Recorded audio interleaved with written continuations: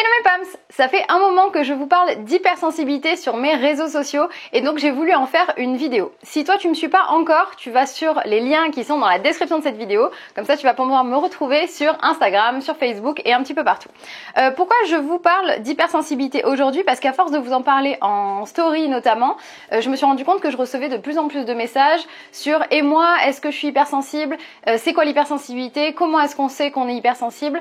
Donc du coup, je me suis dit que ça valait le coup de faire un petit point tous ensemble. Pour savoir un petit peu poser les bases, qui je suis, en fait moi-même je suis une hypersensible et qui est totalement fan d'énergie positive. Il faut savoir que ma mission aujourd'hui c'est d'aider les autres à se retrouver le sourire et à retrouver de la joie dans leur vie. Donc si tu en fais partie, je te conseille de rester jusqu'à la fin de cette vidéo parce que je vais te lâcher un petit peu tout ce qui moi m'a énormément aidé. Et en fait, j'ai toujours su que j'étais hypersensible, mais par contre, j'ai découvert le terme hypersensibilité et tout ce qui était rattaché autour il y a très peu de temps, il y a quelques années à peu près. Je pense que ça fait à peu près 3-4 ans que j'ai découvert ça. Et aujourd'hui, on commence de plus en plus à en parler, mais je sais que c'est encore flou pour beaucoup d'entre vous. Donc, le terme, je l'ai découvert il y a très peu de temps. Le terme hypersensible, il est un peu connoté. Il est un peu péjoratif parce que justement il y a ce préfixe hyper qui est donc du coup comme son nom l'indique, l'hypersensibilité c'est une sensibilité au-dessus de la moyenne ou les gens à haute sensibilité. Moi quand j'ai découvert ce terme, j'étais pas super à l'aise avec ça parce que déjà, on m'a toujours dit que j'en faisais trop, que c'était exagéré, qu'il fallait que j'arrête. Et du coup, je me suis dit, bon bah hypersensible, je vais encore me mettre dans une case où on va me dire que c'est exagéré, que mais non. Et j'avais cette mauvaise image un peu du terme de, ok, je vais me retrouver dans une case, mais qu'est-ce que ça veut dire? Je suis pas vraiment fan des étiquettes. Si tu me suis depuis un moment, tu t'en doutes bien. Et donc en fait, j'étais pas super à l'aise avec le terme. C'est vrai que on se dit ouais d'accord je vais me mettre dans une catégorie mais c'est pas forcément moi je suis aussi positive, je suis aussi pleine de vie donc je suis pas cette pleurnicharde qu'il y a tout le temps. Et en fait il y a aussi d'autres termes qui ont commencé à être employés depuis un moment, notamment le terme ultra sensible qui est fait notamment pour enlever un peu ce côté péjoratif. Moi aujourd'hui j'ai plutôt envie de dire que je suis une wonder sensible, mais ça je vais t'expliquer pourquoi à la fin de cette vidéo. Bon après je me suis dit globalement appelons un chat, hypersensibilité, ultra sensibilité, juste sensible. Finalement, peu importe, à un moment, il fallait bien régler le problème. Moi, c'est vrai qu'en fait, ce que je cherchais avant tout, au-delà de me mettre une étiquette ou de savoir si j'étais une hypersensible ou pas, j'avais juste envie d'être plus heureuse et je m'étais dit que de toute façon, comprendre le fonctionnement de ma sensibilité, quelle qu'elle soit, ça pouvait que m'aider. Et franchement, pour être honnête, les résultats ont été au-delà de mes espérances, vraiment. Donc, je me suis dit que il fallait absolument que je partage ça parce que je me suis dit que peut-être toi derrière tu t'y retrouves plus trop dans tous ces termes, dans tout ce qu'on partage et que tu as envie d'y voir plus clair.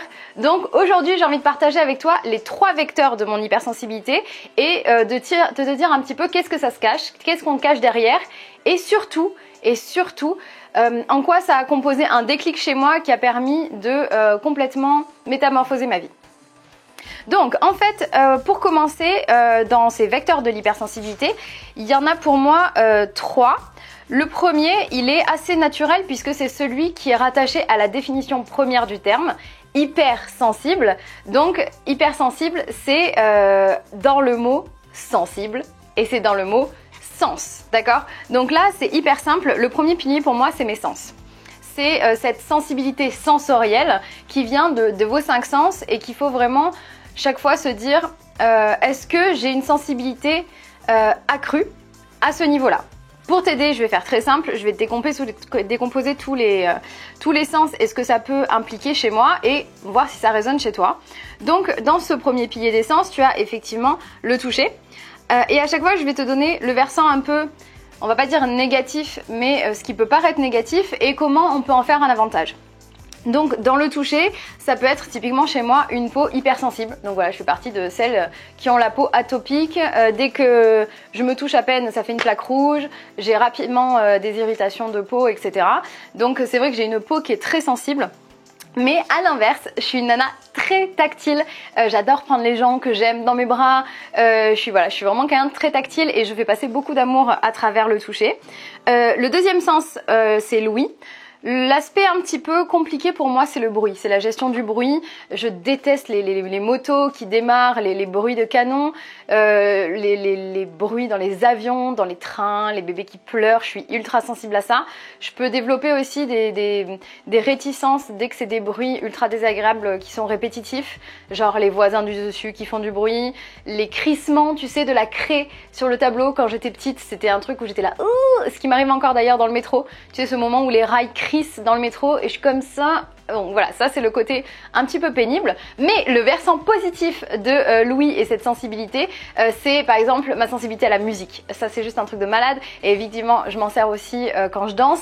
C'est un truc de fou, je peux pas vivre sans musique. En fait, j'ai besoin de sons positifs, j'adore le bruit de l'eau, des oiseaux, les chansons. Vraiment, je pourrais écouter de la musique tout le temps, je peux écouter de la musique pendant des heures et ça c'est vraiment un truc génial qui me fait aussi énormément de bien. Le troisième sens, c'est la vue. Donc la vue de mon côté, ça va se traduire principalement avec la sensibilité à la luminosité, négative comme positive. C'est-à-dire quand il y a trop de lumière, par exemple, tu me verras jamais au soleil sans lunettes de soleil. J'ai une sensibilité qui fait que même si je veux conduire ou quoi que ce soit, j'ai vraiment besoin d'avoir toujours ces lunettes de soleil. Le versant positif, c'est aussi de se dire j'adore la lumière. Enfin, je veux dire, j'ai besoin d'être au soleil, je vis avec la luminosité. Vraiment, c'est ultra important pour moi et ça me fait un bien fou. Tu me poses 10 minutes au soleil, ça me régénère comme une plante. Enfin, c'est vraiment hyper important chez moi. Le quatrième sens, c'est l'odorat. Donc l'odorat, c'est toujours pareil, je vais être assez sensible aux odeurs désagréables. Je vais sentir des trucs que les gens sentent pas forcément. Et par contre, le versant positif, c'est j'adore les parfums, sentir les odeurs qui sont... Enfin voilà, les odeurs, ça peut me faire vibrer, ça peut être, tu sors dehors, tu vas sentir l'odeur des fleurs, ou même les parfums des gens, vraiment j'adore. Et le cinquième, c'est le goût. Donc le goût, ça peut être à la fois le fait d'avoir des goûts hyper précis. Moi, il y a des trucs, je suis un peu catégorique. J'aime pas. Quand j'étais petite, c'était un enfer de me faire manger. On mettait ça sur le compte de oh là là, elle est difficile, elle en fait des caisses. Non, c'est juste que j'ai un goût très précis de choses que j'apprécie ou que j'apprécie pas.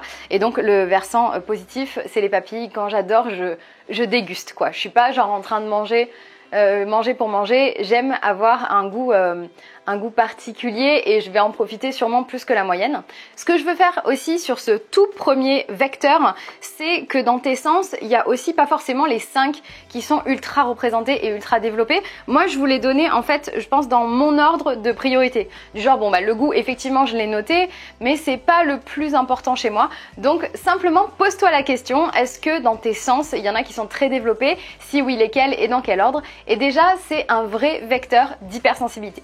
Le deuxième vecteur, c'est mon émotivité. Ça, c'est le premier truc qui est exposé, qui est expliqué quand on parle d'hypersensibilité et c'est surtout le putain de gros cliché quoi.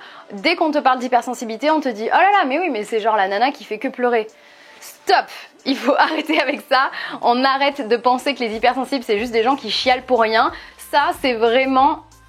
obsolète, c'est n'importe quoi, il faut arrêter avec ce truc là et si tu penses encore que l'hypersensibilité c'est juste des larmes, il faut vraiment te dire que ça c'est juste des carcans, des croyances limitantes, des trucs qu'on nous a imposés et qui sont basés sur rien. L'émotivité, en revanche, ça fait partie c'est un des vecteurs de l'hypersensibilité et pour moi, je me suis dit comment tu peux exprimer ce que c'est que l'émotivité et ça va être en lien avec notre troisième pilier, c'est que pour moi l'émotivité c'est les émotions de l'interne à l'externe. C'est tes émotions internes qui vont se voir à l'extérieur. Donc typiquement, mon émotivité, comment elle se traduit? Elle est assez simple. C'est effectivement ma capacité assez facile à pleurer, à avoir des larmes, mais à la fois de tristesse, de bonheur, de compassion. Enfin, j'ai la larme facile, c'est vrai, mais ça veut pas dire que t'es pas quelqu'un de positif. Ça veut pas, je vais y arriver. Ça veut pas dire que tu fais partie des pleurnichards, des gens qui pleurent pour rien, d'accord? Ça veut pas dire que pleurer facilement, ça veut dire que t'es fragile. fragile. Donc moi, typiquement, devant quoi je pleure? Je peux pleurer devant des publicités émouvantes, je peux pleurer devant Le Meilleur Pâtissier, j'adore cette émission. Je peux pleurer, évidemment, dès que quelqu'un pleure, si je sens sa tristesse, je peux pleurer. Finalement, c'est aussi tout ce qui va, moi, m'atteindre intérieurement, qui va me donner de la tristesse ou de la joie, et donc cette émotivité qui fait que je suis transparente, quoi, globalement. Quand je vais pas bien, tu le vois, et quand je vais bien, tu le vois. Donc c'est à la fois le versant larmes, de joie ou de bonheur, mais c'est aussi avoir ce sourire assez facile et le fait d'avoir des émotions internes que tu peux voir assez facilement et que tu vas ressentir surtout très fortement, plus fortement que la moyenne. Donc cette connexion à tes émotions internes. Et pourquoi je te dis que c'est en lien avec notre troisième vecteur? Le troisième vecteur pour moi de mon hypersensibilité, c'est mon empathie. Et mon empathie pour moi, c'est le versant inverse de ce qu'on vient de voir juste avant. Pour moi, mon émotivité, c'est les émotions externes que je vais ressentir en interne. D'accord? Contrairement à tout à l'heure où je vous ai dit, c'est vos émotions internes qu'on va voir à l'extérieur. L'empathie pour moi, c'est toutes les émotions externes, donc que tu peux voir dans une autre personne particulièrement et que tu vas ressentir toi intérieurement. En d'autres termes, tu ressens les émotions des autres. Et ça, c'est deux versants encore. Ça veut dire ressentir les émotions, ça veut dire aussi ressentir toutes les émotions, donc les positives comme les négatives. Ça veut dire que si tu fais pas gaffe, tu peux vite faire éponge dans un milieu de gens toxiques, hyper négatifs, qui passent leur temps à râler. Et moi, c'est un truc qui m'a toujours beaucoup affectée, où dans ce cas-là, je sens bien que j'emmagasine beaucoup de stress ou d'anxiété face à des gens qui sont comme ça hyper négatifs. Mais le versant positif, c'est aussi que tu décuples une joie de dingue face à des gens qui sont positifs et qui sont heureux. Donc tu partages aussi leur bonheur. Pour ça, c'est aussi pour moi énormément une force, puisque dans mon travail de coach, je m'en sers pour comprendre les personnes avec qui je travaille, comprendre ce qu'elles ressentent, ce qu'elles vivent, que je l'ai vécu ou non. Et donc dans ce cas-là, leur apporter une aide encore plus pertinente et donc toucher évidemment parfois au plus juste. Cette phrase, c'est souvent, tu sais, quand tu vas décrire les émotions de quelqu'un et que la personne elle te dit mais c'est exactement ça, j'ai l'impression que c'est de moi dont tu parles. Voilà, ça c'est ce genre d'empathie aussi, quand tu es capable de ressentir ce que l'autre ressent. Donc, je fais un petit récap. Nos trois vecteurs de l'hypersensibilité, pour moi, ça va être petit 1, mes sens, donc tout l'aspect sensoriel, 2, mon émotivité, et 3, mon empathie. Et ça, vraiment, c'est comme ça que j'ai compris que j'étais hypersensible. Et finalement, c'est à ça que je me raccroche, qui est le plus important, parce qu'effectivement, c'est sur ça que j'ai vraiment voulu travailler et que j'ai eu un énorme déclic. Pourquoi? Parce qu'en fait, quand j'ai découvert ce que c'était que mon hypersensibilité, j'ai aussi découvert ce que ça n'était pas. Je m'explique. Si t'es comme moi et que tu te cherchais en tant qu'hypersensible et que tu savais pas trop un petit peu ce qui se passait, pourquoi tout le monde te dit toujours que t'exagères, t'en fais des caisses, t'es trop sensible, c'est trop si, et c'est toujours pareil avec toi, tu te sens hyper différente. Moi je me disais mais je suis un ovni, je fonctionne pas comme les autres, c'est pas possible, personne me comprend, est-ce que c'est moi qui exagère? Mais dans ce cas-là, pourquoi? Moi je sais pas faire autrement en fait. Et depuis toute petite je me posais la question. Et ça a été un déclic parce qu'en fait quand j'ai compris ce que c'était que ce n'est pas une maladie déjà, c'est juste un trait de caractère. Moi je suis hypersensible depuis toujours et mettre des mots dessus et comprendre comment ça fonctionne, ça m'a permis de véritablement changer mon fonctionnement. Et pourquoi? Parce que j'ai aussi compris que comme c'est un trait de caractère et que c'est donc pas une maladie, c'est donc pas un fardeau. Ça veut dire aussi que pour moi c'est simplement un fait, de la même façon que je suis petite, je fais 1m60, c'est tout, je vais pas commencer à me dire mais est-ce que je suis malade et tout? Non, je fais juste 1m60 et donc simplement je vais adapter ma vie avec ça, du genre si j'ai besoin d'attraper un truc au-dessus de ma tête, je vais monter sur un tabouret et je vais pas essayer de faire pousser mes bras. Comprendre son hypersensibilité, c'est la même chose, on n'a pas besoin de te changer, on a besoin simplement de te faire comprendre quel est ton fonctionnement et quels sont les outils que du coup tu peux utiliser qui vont te correspondre, et on s'en fout si ça correspond pas à la personne d'à côté. Et je fais le lien avec ça qui est, je vous ai dit de rester pour avoir les déclics. Ce déclic-là aussi, ça a été de me dire, le jour où j'ai appris que l'hypersensibilité, ça concernait 20% des gens en moyenne dans le monde. Je récapitule. Aujourd'hui, dans le monde, il existe une personne sur 5 qui est hypersensible. Donc là, tu regardes autour de toi. Le truc, c'est que oui, tu te dis, mais non, mais c'est pas possible. Autour de moi, il n'y a pas une personne sur 5.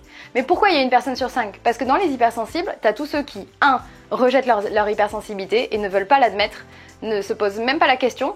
T'as 2, ceux qui sont paumés, qui aimeraient bien comprendre mais qui sont pas sûrs que ce soit ça. Et 3, finalement, les hypersensibles qui sont aussi des gens qui vont pas forcément montrer cette hypersensibilité-là ou dont tu l'auras pas forcément perçu.